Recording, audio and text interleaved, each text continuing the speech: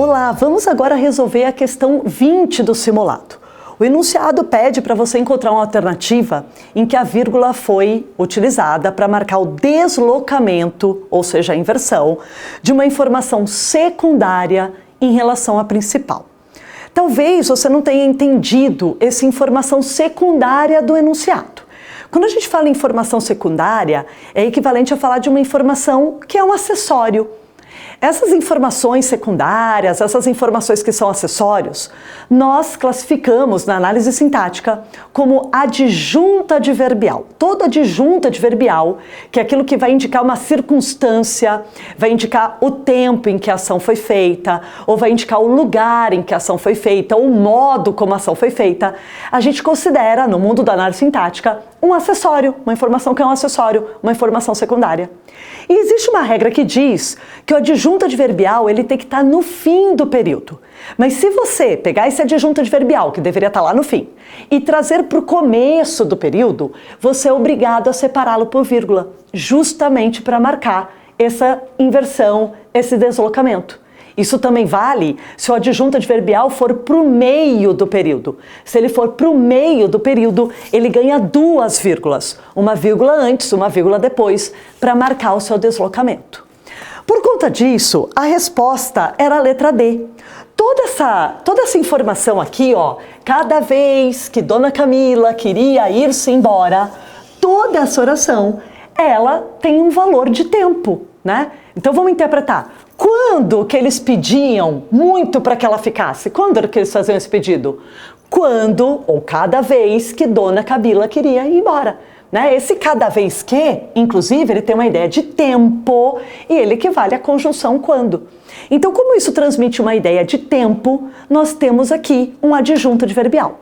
A gente só não pode chamar isso de adjunto adverbial porque tem um verbo, no caso o verbo querer ir. Como isso aqui tem um verbo, nós vamos, em vez de chamar de adjunto adverbial, nós vamos chamar de oração. Tudo que tem verbo, nós temos que chamar de oração. O nome dessa oração vai ser oração subordinada, porque ela tem a função de um advérbio, adverbial. A oração subordinada adverbial, ela equivale a um advérbio, ela equivale a um adjunto adverbial. Tudo bem? No caso, isso é uma oração subordinada adverbial de tempo. A gente vai falar que ela é temporal. Então, como toda essa oração equivale a um adjunto adverbial, ele é considerado, no caso ela, né, a oração, é considerada um acessório, é considerada uma informação secundária. Como ela saiu daqui do fim da frase e ela veio para o começo do período, então você é obrigado a colocar uma vírgula para marcar o deslocamento. Então aquela vírgula, ela marca a inversão da oração subordinada adverbial, que é uma informação secundária, em relação à informação principal. Tanto é, pessoal, que essa oração aqui de baixo, ela é chamada de oração principal. Toda oração subordinada, ela caminha junto de uma oração que a gente chama de principal. Por isso que a resposta era a letra D.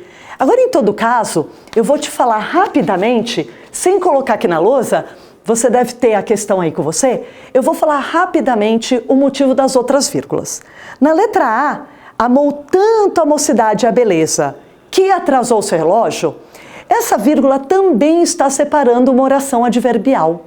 Só que essa oração adverbial, ela está no final do período.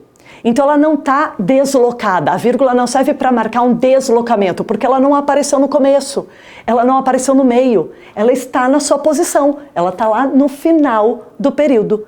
Inclusive essa vírgula da letra A, a gente fala que ela é facultativa.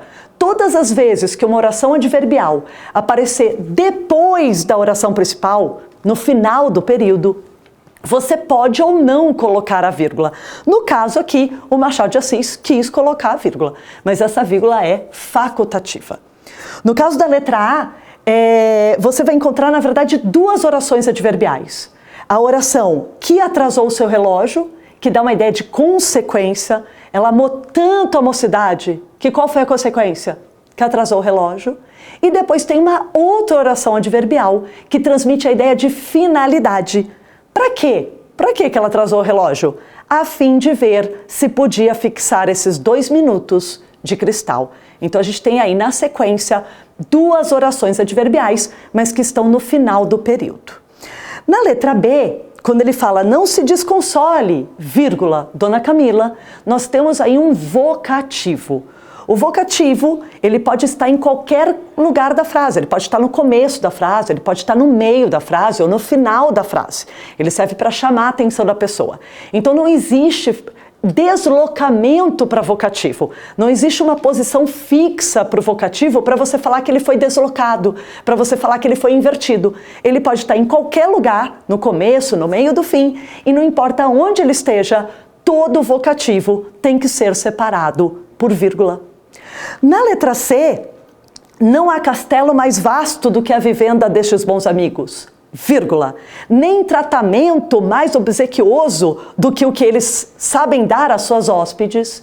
Nós temos aí 2 orações coordenadas, 2 orações que estão em pé de igualdade. Oração coordenada é quando uma oração ela tem o mesmo valor da segunda oração. A gente aprende que elas são independentes, uma não depende da outra, né? Você pode separá-las por um ponto final, pronto, cada uma para um lado, ou você pode meramente separá-las por vírgula. Inclusive é uma regra, toda oração coordenada é separada por vírgula, que é o que está acontecendo na letra C.